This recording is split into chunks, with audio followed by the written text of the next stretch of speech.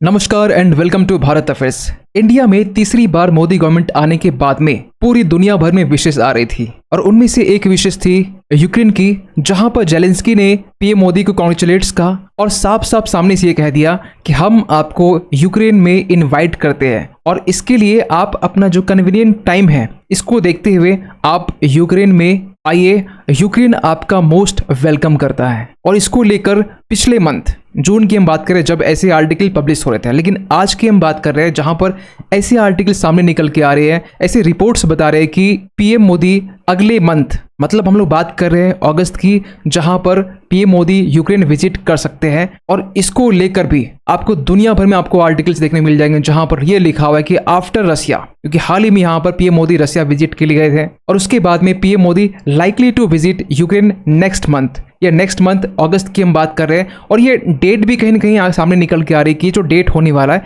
ये अगस्त 23, ये जो डेट है ये इसी के आसपास में यहाँ पर पीएम मोदी यूक्रेन विजिट कर सकते हैं। और क्योंकि 2022 में शुरू हुआ रशिया यूक्रेन वॉर, इसके बाद में देखा जाए तो पीएम मोदी का सबसे पहला विजिट होने वाला है यूक्रेन में। और इस वीडियो में बेसिकली हम लोग बात करने वाले हैं कि पीएम मोदी का नेक्स्ट मंथ यूक्रेन विजिट करना, क्या इसमें यूएस का एक प्रेशर है, और क्या पीएम मोदी यूक्रेन जाते हैं तो क्या वहां पर रशिया को लेकर भी वहां पर बातचीत होगी कि रशिया किस तरीके से आज के टाइम में यूक्रेन में अग्रेशन दिखा रहा है। तो इसके बारे में खासकर इस वीडियो में बात करने वाले हैं। पहले आपको बता दें कि आज से कुछ दिन पहले जब पीएम मोदी रशिया के विजिट में जाते हैं और वहां जाने के बाद में रशिया का सबसे highest civilian award Order of Saint Andrew ये यहाँ पर पीएम मोदी को दी जाती है। और इसके बाद में यूएस की तरफ से एक क्रिटिसिज्म हमें देखने को मिलता है। हालांकि बता दें कि इसे बाद में इंडिया रिजेक्ट करता है यूएस के क्रिटिसिज्म को, लेकिन जब यूएस की तरफ से क्रिटिसिज्म सामने निकल के आ रही थी उनका ये मानना था कि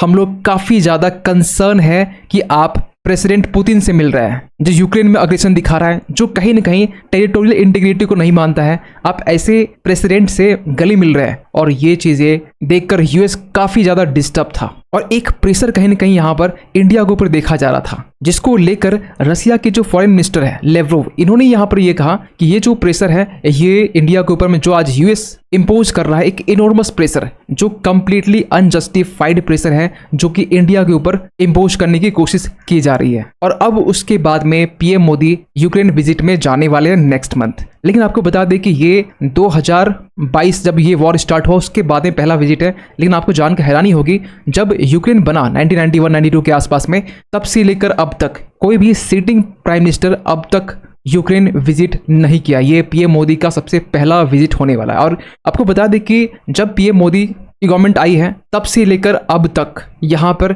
ऐसी बहुत सारी से देश है जहाँ पर पीएम मोदी पहली बार विजिट की है, या हम ये कहें कि फर्स्ट टाइम विजिट की है, जिनमें से काफ़ी सारी कंट्री है, इंक्लूडिंग इसमें पाकिस्तान भी है, टर्की जैसे देश भी है, कनाडा, बेल्जियम, ऑस्ट्रिया, बहरीन, ये सारे जो देश है ये पहली बार विजिट हुई है। लेकिन आपको ये बता दें कि इसके अलावा यहाँ पर ऐसे बहुत सारे देश है जहाँ पर एक से ज़्यादा बार भी विजिट किया गया है, 2 बार विजिट किया गया है। फॉर एग्जाम्पल कि अफगानिस्तान, मालदीव्स हो गया, इटली, ब्राज़ील, बांग्लादेश। लेकिन सबसे ज़्यादा जिस देश की विजिट हुई है पीएम मोदी की तरफ से वो है यूएस, यूनाइटेड स्टेट्स। इवन की रशिया की भी हम बात करें तो रशिया भी यहाँ पर जो नंबर्स है पीएम मोदी की विजिट की ये 6 है। मीन्स पीएम मोदी रशिया अब तक 6 बार विजिट किए है और साथ साथ जर्मनी की भी यहाँ पर 6 बार यहाँ विजिट किए है। इसके अलावा चाइना, नेपाल जहाँ 5-5 बार पीएम मोदी विजिट कर चुके हैं। लेकिन यहाँ पर जो फर्स्ट विजिट है, अब इस लिस्ट में यहाँ पर एक नाम यूक्रेन का भी आने वाला है, क्योंकि यूक्रेन का जो क्रिएशन है ना ये यूएसएसआर के डिसइंटीग्रेशन के बाद में ये सामने निकल के आता है।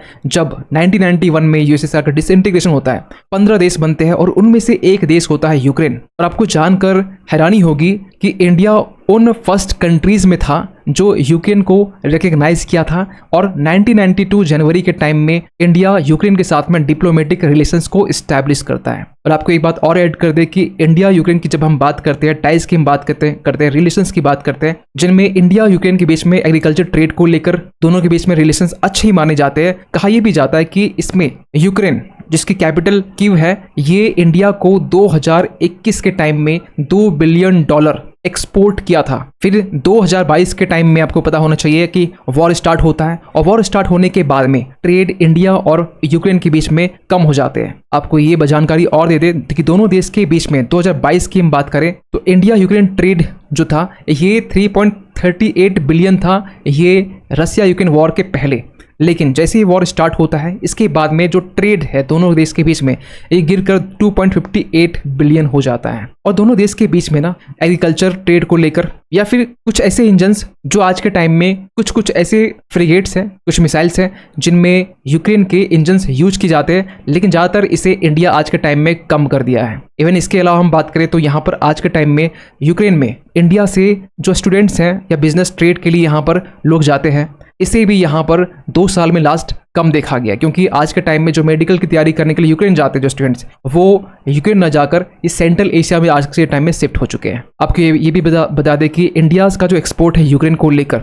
ये वॉर के बाद में 22.8% तक नीचे गिरा है। लेकिन इंडिया हमेशा से ये चाहता है कि इंडिया यूक्रेन और रशिया दोनों के बीच में रिलेशंस को मेंटेन कर सके। इवन कि आपको ये भी बता दें कि भारत रशिया यूक्रेन वॉर को लेकर हमेशा से एक न्यूट्रल स्टांस हमेशा से लिया है, चाहे यूएन सिक्योरिटी काउंसिल्स को लेकर हो या यूएनजीए में लेकर हो। इसके अलावा आपने ये भी देखा होगा 2014 के टाइम में जब रशिया ने क्रीमिया को एनेक्स किया था, क्रीमिया को जब कब्जाया था, उस टाइम में भी इंडिया ने अपना स्टांस रखा था, एक न्यूट्रल स्टांस। लेकिन एक सबसे बड़ा क्वेश्चन निकल के आता है सामने कि अगर India prime minister Ukraine visit करते हैं तो आज जिस तरीके से रशिया यूक्रेन में वॉर हो रहा है, रशिया लगातार मिसाइल्स यूक्रेन में दाग रहा है, क्योंकि रिसेंटली आपने ये देखा होगा कि हाल ही में यहाँ पर रशिया की तरफ से एक यूक्रेन में एक लार्जेस्ट चिल्ड्रन हॉस्पिटल में अटैक किया गया, मिसाइल्स अटैक किया गया और इस अटैक में 37 पीपल यहाँ पर मारे गए थे, 170 इंजर्ड हुए थे। और ये बहुत पहले की हम बात नहीं कर रहे, ये इसी मंथ हम 9 जुलाई की हम बात कर रहे हैं जब यहाँ पर जेलेंस्की की तरफ से ये ट्वीट किया गया था। इवन कि हाल ही में यहाँ पर ये भी देखा गया 27 जुलाई के बेसिकली आर्टिकल से जहाँ पर रशियन न्यूक्लियर जो कैपेबल मिसाइल्स है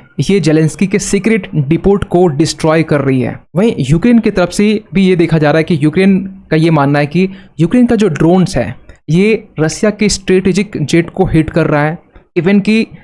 यूक्रेन की तरफ से ये भी कहा गया है कि हम लोग जानते हैं कि हम लोग जीतेंगे, पर कैसे ये पता नहीं, लेकिन हाँ ये इनका ये मानना है कि हम लोग आगे जीतेंगे, इन्हें अच्छे से मालूम है। ये बात कर रहा है कौन? यूक्रेन के टॉप जनरल जो रशिया के अगेंस्ट ये बात कर रहा है। तो सबसे बड़ा सवाल निकलता है कि यूक्रेन जिसकी कैपिटल कीव है, जहां पे पीएम मोदी पहुंचने वाले अगस्त के टाइम में, यहां पर रशिया की तरफ से लगातार अटैक हो रहा है। तो क्या ये एक चिंता का विषय नहीं है? बिल्कुल ये चिंता का विषय है, क्योंकि आपने देखा हो लास्ट 2 साल से ज़्यादा हो चुके हैं रशिया यूक्रेन का वॉर। और इसके बीच में आपने देखा होगा कि जब आज से कुछ मंथ पहले जब जो बाइडेन यूक्रेन विजिट में गए थे, उस टाइम में साफ साफ रशिया को ये कह दिया गया कि बाइडेन विजिट में आए यूक्रेन में, इस टाइम में अटैक मत करना, नहीं तो हम इसे एक अग्रेशन मानेंगे। यहाँ तक कि इसी साल जनवरी की हम बात करें तो उस टाइम के यूके के प्राइम मिनिस्टर ऋषि सुनक ये भी यूक्रेन के विजिट में गए थे और वहां जाकर 2.5 बिलियन पाउंड पैकेज की अनाउंसमेंट यहां पर की गई थी। तो इसी तरीके से यहां पर इंडिया के जो प्राइम मिनिस्टर हैं वो यूक्रेन जाने वाले हैं और उस टाइम के लिए रशिया